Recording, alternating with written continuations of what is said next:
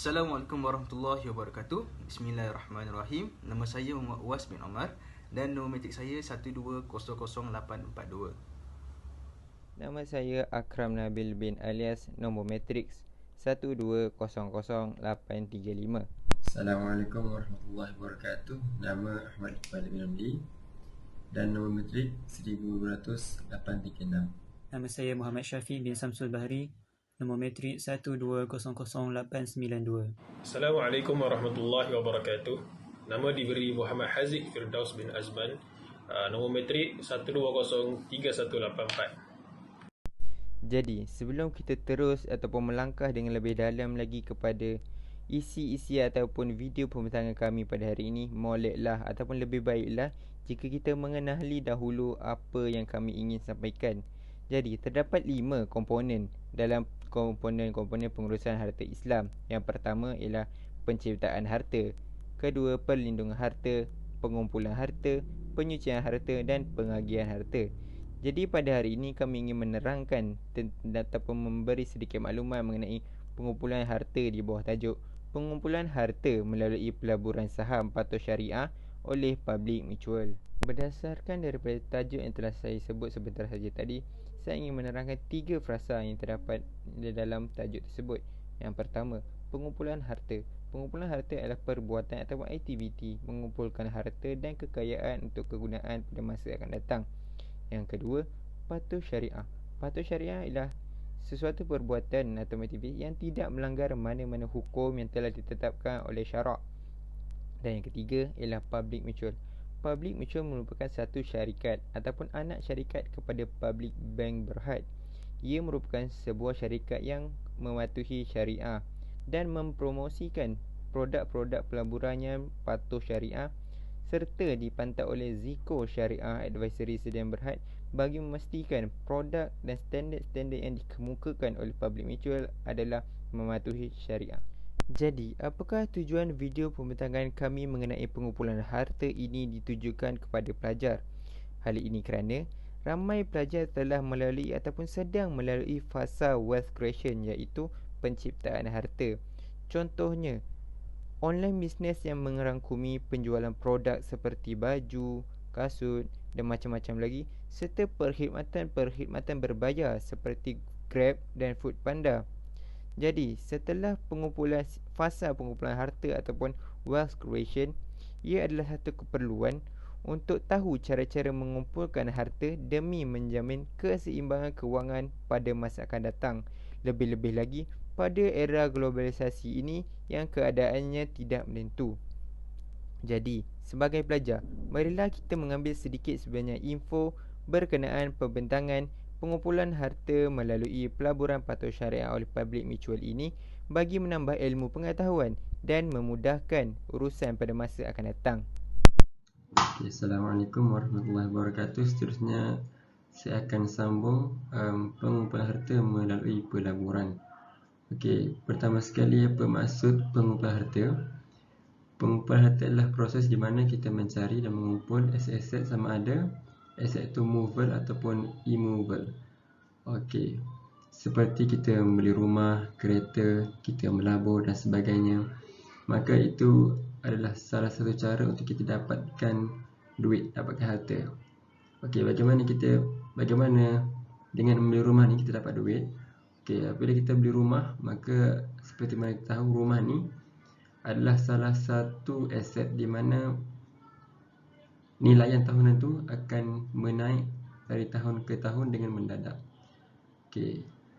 Maka bila kita beli rumah dan tahun akan datang tu kita jual, maka kita akan dapat hasilnya. Begitu juga dengan kita melabur. Maka dengan kita melabur duit ke saham-saham syarikat ke ataupun melabur duit ke ASB ke, maka kita akan dapat menjana duit kita. Maknanya kalau kita letaklah bank, duit tu tak beranak. Adapun kalau kita melabur, duit itu semakin bertambah. Seterusnya, pelaburan menurut Islam. Apa hukum kita melabur? Secara asasnya, kaedah fiqh mengatakan asal sesuatu hukum itu adalah harus kecuali ada dalil yang mengharamkannya.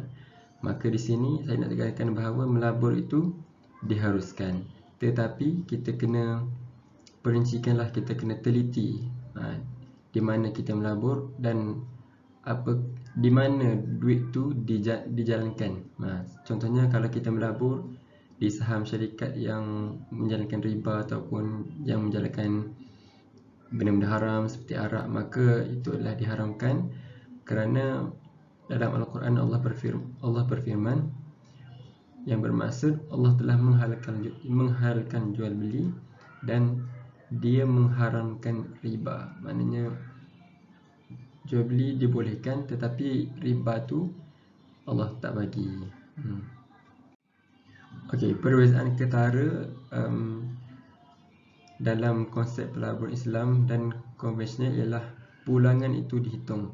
Maknanya kalau kita melabur di konvensional, benda-benda yang tak patuh syariah, maka kebiasaannya tiada risiko. Kalau kata sebelum kita melabur tu jelas dia katakan pulangan contohnya 5% setahun ataupun gitulah.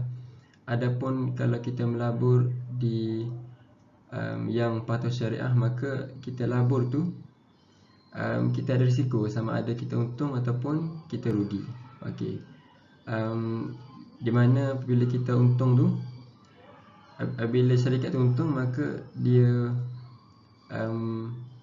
distribute, dia kongsi duit tu melalui dividen. So begitu juga dengan kaedah fiqh mengatakan keuntungan dengan risiko kerugian. Maknanya sebelum kita dapat untung tu, kita perlu ada risiko kerugian. Okay. So itu je. Baik. Sekarang saya akan menerangkan tentang PIGRF. Public Mutual mempunyai pelbagai produk yang boleh membawa keuntungan seperti PIGRF. Apakah itu PIGRF?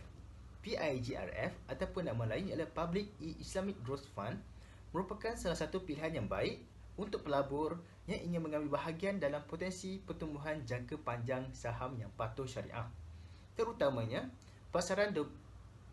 dalam pasaran domestik. Teknologi, perindustrian, pengguna dan penjagaan kesihatan merupakan salah satu sektor daripada industri yang di mana produk ini boleh mendapat keuntungan. Seterusnya kita pergi kepada bahagian maklumat tentang produk. Produk ini ataupun PIGRF menggunakan jenis dana unit amanah saham.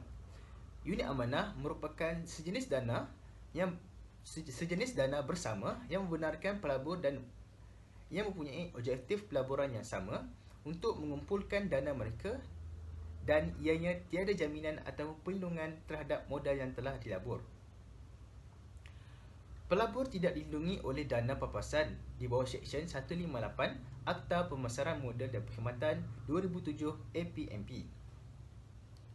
Dana ini akan diuruskan oleh Public Mutual berhad sendiri dan akan dipantau oleh Ziko Syariah Advisory Services Sdn Berhad,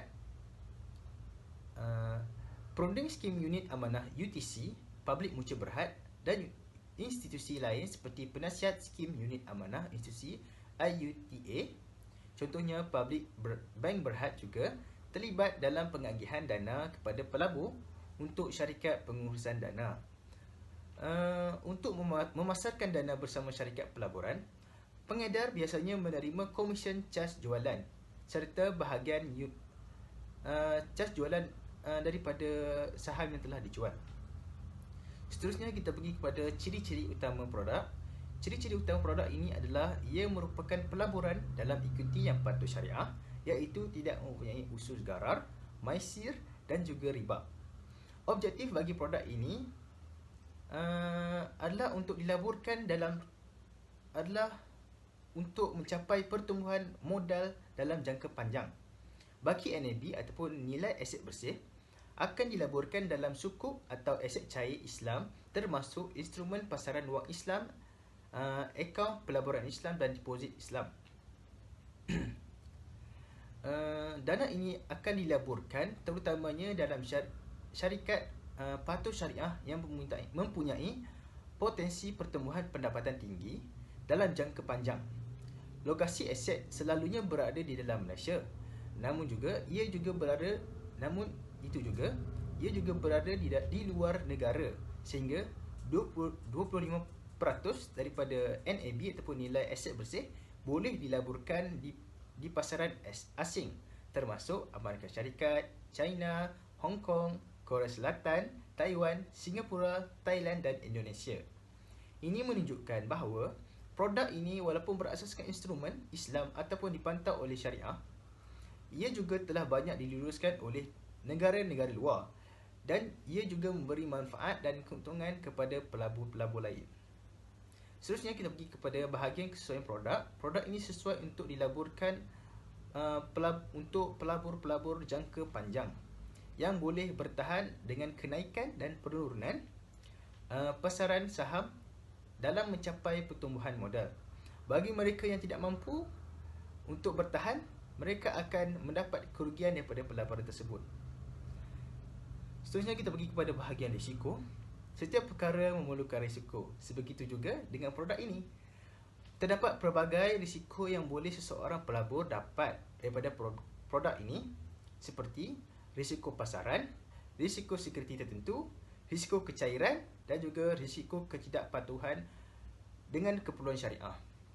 Untuk risiko pasaran ialah risiko pelaburan akan kehilangan nilai ataupun akibat kejatuhan umum dalam pasaran kewangan yang disebabkan oleh ekonomi, politik atau sebab-sebab lain yang mengakibatkan penurunan NAB dana, sama seperti pelaburan ataupun produk-produk lain dan di syarikat lain akan mengalami akibat yang sama daripada penurunan tiga aspek, iaitu ekonomi, politik dan sebab-sebab penurunan NAB. Baiklah, saya akan menjelaskan produk patuh syariah kedua yang ditawarkan oleh Public Mutual, iaitu Public E-Sukuk Fund atau PE Sukuk. PE Sukuk merupakan produk yang berkonsepkan unit amanah atau unit trust, di mana dana-dana terkumpul daripada setiap pelabur yang berkongsi objektif pelaburan yang sama akan diuruskan oleh pengurus dana, iaitu Public Mutual Berhad, untuk dilaburkan ke dalam aset-aset yang patuh syariah. Di samping itu, Amanah Raya Trustees Berhad yang bertindak sebagai pemegang amanah akan memastikan setiap kepentingan pemegang unit atau pelabur terbela dan dijaga. Selain itu, Ziko Syariah Advisory Services Sdn Berhad yang merupakan penasihat syariah akan memastikan setiap pelaburan yang dilakukan oleh pengurus dana merupakan pelaburan patuh syariah. Seterusnya, kita beralih kepada ciri-ciri utama produk. Yang pertama, kategori dana. Dana terkumpul akan dilaburkan ke dalam aset-aset patuh syariah, terutamanya sukuk. Yang kedua, objektif dana untuk menyediakan pendapatan tahunan melalui pelaburan sukuk. Yang ketiga, peruntukan aset. Pengurus dana akan melabur ke dalam dua kategori aset. Yang pertama, 75% hingga 98% daripada nilai aset bersih akan dilaburkan ke dalam sukuk. Yang kedua, 25% akan dilaburkan ke dalam aset asing patuh syariah. Yang keempat, lokasi aset. Public Mutual menawarkan pelaburan dalam pasaran Malaysia dan pasaran asing seperti Australia, Singapura dan Amerika Syarikat. Yang kelima, kesesuaian produk. Produk ini sesuai untuk pelabur jangka sederhana yang inginkan pendapatan tahunan. Yang terakhir, risiko-risiko utama. Pelabur bakal menghadapi risiko pelaburan seperti risiko kadar faedah, risiko kredit dan risiko kecairan. Risiko kecairan merujuk kepada kemudahan sesuatu aset untuk ditukarkan kepada nilai mata wang. Risiko berlaku apabila pengurus dana melabur dalam aset yang tidak cair dan sukar untuk ditukarkan, yang menyebabkan nilai aset menurun dalam pasaran. Public dana E-Strategi Al-Mutawazzan ialah dana seimbang Islam domestik yang bertujuan untuk mencapai pertumbuhan modal dalam jangka panjang melalui pendekatan peruntukan aset imbangan, iaitu pada 35 hingga 65% daripada dana.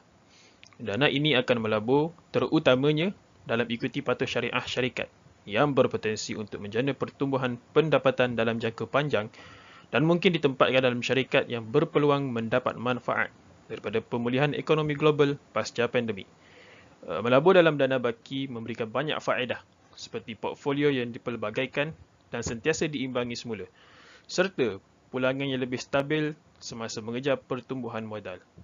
Amount pelaburan permulaan dan tambahan minimum untuk dana di bawah E-Siri awam ialah RM100 dengan cas jualan sehingga 3.75% daripada nilai aset bersih seunit. Seterusnya, saya akan menceritakan tentang maklumat ringkas produk. Jenis produk ialah dana amanah saham, manakala modal tidak dilindungi dan dijamin. Pengurus dana semestinya di bawah Public Mutual Berhad. Pemegang amanah dana pula adalah Amanah Raya Trustees Berhad. Selain itu, Ziko Syariah Advisory Services Sendirian Berhad merupakan penasihat syariah dana, manakala pengedar dana diuruskan oleh perunding skim amanah saham Public Mutual Berhad dan penasihat skim amanah saham institusi IUTA iaitu Public Bank Berhad. Seterusnya berkaitan ciri utama produk. Kategori dana adalah seimbang dan patuh syariah. Objektif dana pula untuk mencapai pertumbuhan modal dalam jangka panjang. Merujuk kepada tempoh lebih daripada 5 tahun melalui pendekatan peruntukan aset yang seimbang. Lokasi aset berkaitan ekuiti patuh syariah dan sekuriti berkait ekuiti patuh syariah.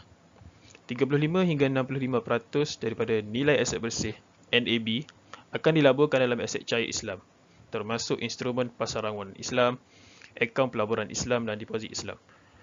Portfolio ekuiti dana akan melabur terutamanya dalam syarikat ekuiti patuh syariah yang berpotensi menjana pertumbuhan pendapatan dalam jangka panjang. Lokasi aset pula terletak di negara kita iaitu Malaysia. Namun begitu, sehingga 25% daripada nilai aset bersih boleh dilaburkan di pasaran asing, termasuk China, Hong Kong, Korea Selatan, Taiwan, Singapura, Thailand, Indonesia dan Amerika Syarikat. Mana-mana pasaran lain yang dibenarkan di mana pihak berkuasa berperaturan merupakan ahli biasa atau ahli bersekutu, iaitu International Organization of Securities Commission.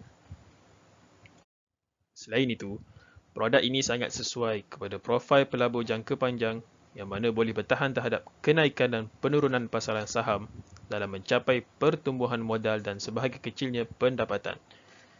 Seterusnya, terdapat 6 risiko utama iaitu risiko pasaran, risiko sekuriti tertentu, risiko kadar faedah, risiko kredit, risiko kecairan dan risiko ketidakpatuhan dengan keperluan syariah. Antara risiko yang saya nak huraikan ialah risiko kredit.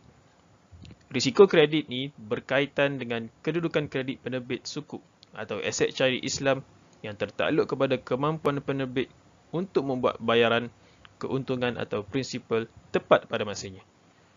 Sekiranya penerbit sukuk atau aset cair Islam mungkir dalam pembayaran keuntungan dan prinsipal, nilai dana mungkin akan terjejas. Tuntasnya, dapat disimpulkan bahawa pengumpulan harta merupakan aspek yang penting dalam kehidupan seorang individu, termasuklah seorang Muslim. Oleh itu, kita sebagai seorang Muslim digalakkan untuk melabur dalam produk-produk pelaburan yang patuh syariah seperti yang ditawarkan oleh Public Mutual iaitu PEIGRF, PE Sukuk dan juga PEMZSF. Setiap produk tersebut didatangkan dengan risiko yang sederhana. Oleh itu, pembincangan bersama penasihat kewangan adalah amat penting bagi menentukan atau memastikan produk mana yang bersesuaian bagi seseorang pelabur untuk mendapat keuntungan serta melangsungkan atau melancarkan proses pengumpulan harta untuk masa yang akan datang. Sebelum saya mengakhiri video pembincangan kami pada hari ini, saya ingin memetik sebuah pepatah Arab iaitu al-ilmu bila amali kasyajar bila thamari, iaitu berilmu tanpa beramal ibarat pokok tanpa buah. Jadi, kita mestilah mengamalkan atau mengajarkan ilmu ataupun info-info yang kita dapat sebentar saja tadi pada masa akan datang. Sekian saja dari kami. Kami amat menghargai mereka yang meluangkan masa bagi menonton video ini. Serta jangan lupa untuk mengisi survey form buat kali kedua. Sekian saja dari kami. Wabillahi taufiq wal hidayah. Wassalamualaikum warahmatullahi wabarakatuh.